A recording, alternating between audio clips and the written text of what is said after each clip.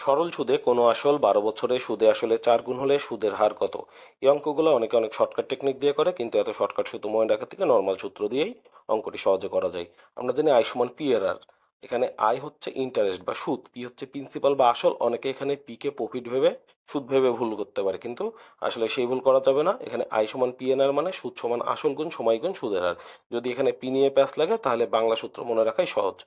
তাহলে এখানে বলা আছে কত, সময় কত, সময় হচ্ছে 12 বছর। তাহলে সময় আমরা লিখলাম 12 বছর, সুদের হার ধরে নিলাম আর%। তাহলে এখানে সুদ আর আসল আমরা কিভাবে বের করবো? এখানে বলা হচ্ছে সুদে আসলে 4 গুণ হয়।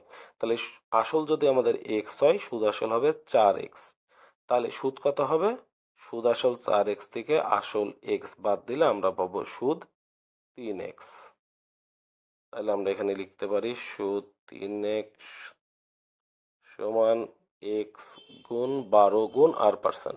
তাহলে এখানে এক্স এক্স যদি কাটা যায় তাহলে আর সমান আমরা লিখতে পারি 3 গুণ 100/12।